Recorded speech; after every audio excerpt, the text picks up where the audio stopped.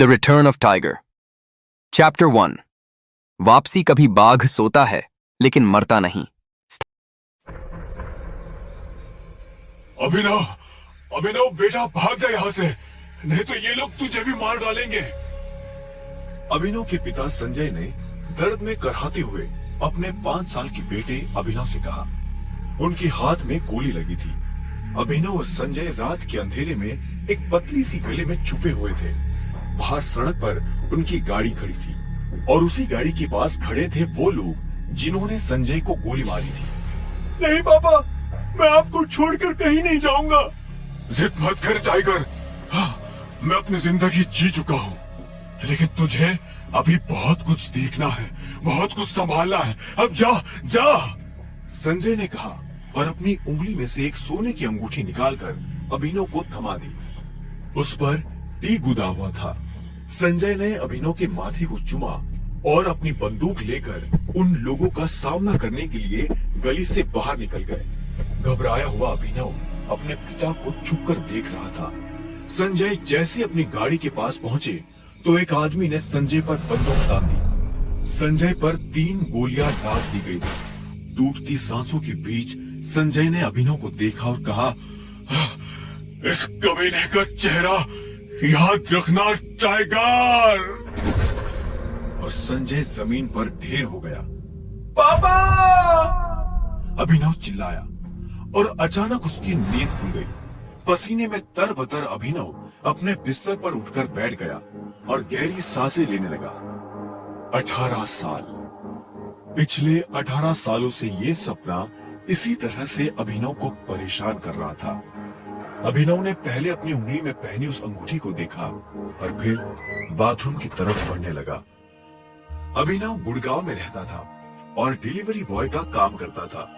हालांकि इस काम में उसका मन नहीं लगता था, लेकिन अनाथ आश्रम से निकलने के बाद उसके पास ये करने के अलावा और कोई चारा नहीं था। 18 साल की उम्र में अनाथ आश्रम से निकलने के बाद उसने अपना खर्च खुद उठाना शुरू कर दिया था। उसकी जिंदगी में बस एक ही खुशी थी, उसकी गर्लफ्रेंड वैभवी। जब भी वो वैभवी को देखता तो अपने सारे दुख भूल जाता था। और आज तो वैभवी का जन्मदिन था, इसीलिए अभिनव जल्द से जल्द उससे मिलना चाहता था। भैया, ये केक कितने का है? शाम को जब अभिनव ने अपना काम खत्म किया तो वो एक बेकरी पर आ गया था।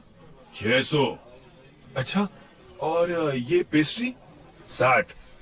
ठीक है, एक पेस्ट्री पैक कर दो, अभिनव ने दुकानदार से कहा। असल में अभिनव और वैभवी ने यह तय किया था कि वो पाई पाई जोड़कर अपने लिए किराए का एक बड़ा घर लेंगे और इसलिए वो पैसे वेस्ट नहीं करना चाहते थे।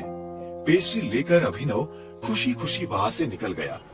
कुछ देर के बाद जब वो वैभवी के कमरे के बाहर पहुंचा तो उसने पाया वहां काफी रंगीन लाइट चल रही थी और वहां से तेज म्यूजिक की आवाज आ रही थी। अभिनव हड़बड़ाते हुए ऊपर पहुंचा और घंटी बजा दी।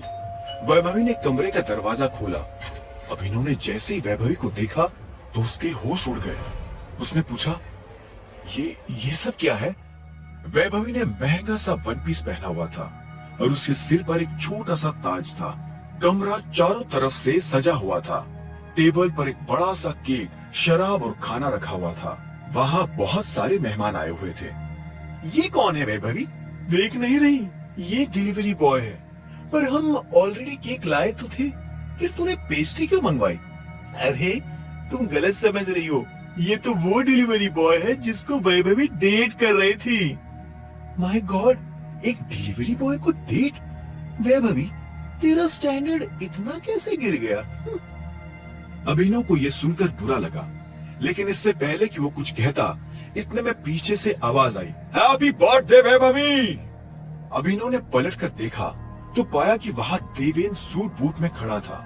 अभिनव देवेन को अच्छी तरह से जानता था। वो एक बड़े बाप का लड़का था और हर वक्त वैभवी के आसपास मंडराता रहता था। इस बात से अभिनव चिढ़ता था और जब आज के दिन देवेन यहाँ आया तो अभिनव का दिमाग खराब हो गया।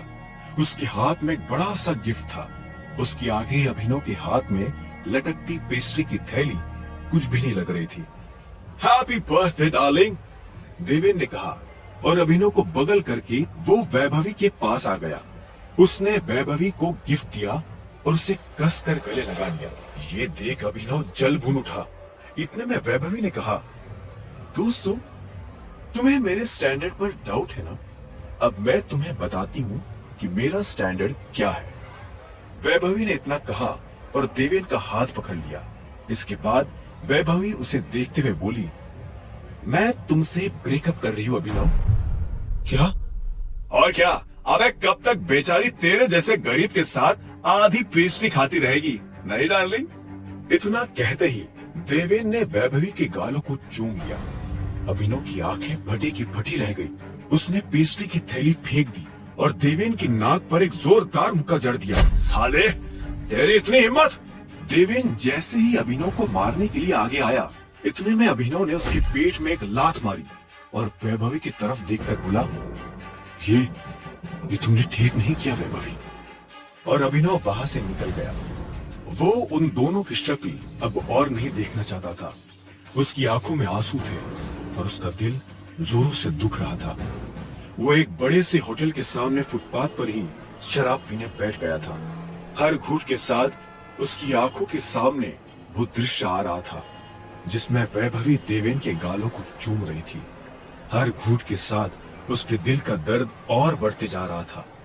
यह तुमने ठीक नहीं किया वैभवी, यह तुमने ठीक नहीं किया। नशे में धुत अभिनव ने शराब की आखिरी बोतल सड़क पर फोड़ते हुए कहा। उसे चक्कर आ रहे थे और वो गश खाकर वही सड़क पर लेट गया। उसका दिल तो बुरी तरह से टूट गया था, लेकिन उसके लिए ये रात यही खत्म नहीं होने वाली थी। उधर जब अभिनव सड़क पर बेहोश हो गया था, तब इधर सनी सिंह अपनी गाड़ी में बैठा बेचैन हो रहा था। सनी सिंह की बहन अनन्या सिंह उसके गले का कांटा बन गई थी। सनी अपने दादा हरदेव पाल सिंह की नजर में आने के लिए और अनन्या को रास्ते से हटाने के लिए कुछ भी कर सकता था, और आज वो अपनी गाड़ी में अपने आदमियों के साथ निकल पड़ा था अपनी बहन को सबक सिखाने के लिए। इधर कुछ देर के बाद अभिनव के बगल से सनी सिंह की महंगी सी गाड़ी गुजरी। जैसे ही सनी की नजर अभिनव पर पड़ी तो उसने गाड़ी रुकवाई और नीचे उतरकर अभिनव के पास चला गया। वो अभिनव को मुस्कुराते हुए देख रहा था। सनी के आदमी भी उसके पीछे उतरे। उनमें से एक ने हिचकिचाते हुए कहा, बॉस, ये हमारे पास टाइम नहीं है। सुबह होने से पहले अगर हमने इसे अनन्या के कमरे में नहीं डाला तो हमें दोबारा इस काम को करने का मौका नहीं मिलेगा। सनी ने कहा और अभिनव को गाड़ी में डालने का इशारा कर दिया। उन्होंने अभिनव को गाड़ी में डाला और वहां से रवाना हो गए। कुछ देर के बाद सनी की गाड़ी एक बड़े से होटल के बाहर आकर खड़ी हो गई। सनी ने अपने आदमियों से कहा, इसकी पैंट उतारो और रूम नंबर 409 में ले चलो। सनी के आदमी अभिनव को उठाकर सीधा रूम नंबर 409 में घुसे और उन्होंने अभिनव को बहुत आहिस्ते से उस बिस्तर पर लेटा दिया। वहाँ पहले से सनी की बहन अनन्या लेटी हुई थी। सुबह जब अभिनव की करवट बदली तो उसका हाथ एक नर्म हाथ से टकरा गया। अभिनव की नींद टूटी और उसने देखा कि वो एक अनजान लड़की के बगल में बिना पैंट के लेटा हुआ था। इधर अनन्या की भी नींद खुल गई। अपने आप को इस हाल में पाया तो गुस्से में अभिनव के गाल पर एक जोरदार थप्पड़ मार बोली, ये तुमने मेरे साथ क्या किया? कहो ना तुम, मेरे कमरे में कैसे आए? और ये तुमने पैंट क्यों नहीं पहनी है? अनन्या ने खींचते हुए कहा। अभिनव को कुछ समझ नहीं आ रहा था, फिर भी उसने कोशिश की और बोला, वो मैं। इतने में अनन्या के कमरे का दरवाजा खुला और सनी अपने आदमियों के साथ अंदर आ गया। शेम ऑन यू बहना, मुझे तो पहले से तुम्हारे कैरेक्टर पर डाउट था। मैंने कितनी बार दादाजी को समझाया पर वो हर बार बोले नहीं, मेरी अनन्या ऐसा नहीं कर सकती। इसलिए मैंने उन्हें अपनी पोती की रंगरलियों का लाइव टेलीकास्ट दिखाने के लिए यही बुला लिया। सनी की मुंह से दादाजी का नाम सुन अनन्या घबरा गई। वो हाथ जोड़ बोली, भाई मुझे सच में नहीं पता क्या हुआ, कैसे हुआ। मैं तो इस लड़के तक को पहली बार देख रही हूँ। मैं भी, और हम दोनों के बीच ऐसा कुछ नहीं हुआ है जैसा। इससे पहले कि अभिनव सफाई देता, अनन्या और सनी के दादा हरदेव पाल सिंह कमरे में पहुंच चुके थे। उनके पहनावे से समझ आ रहा था कि वो बहुत अमीर आदमी थे। अनन्या को इस हाल में देख उनकी आंखें गुस्से में लाल हो गई थी। मुझे तुमसे ये उम्मीद नहीं थी। दादाजी, जैसा आप समझ रहे हैं वैसा बिल्कुल नहीं है।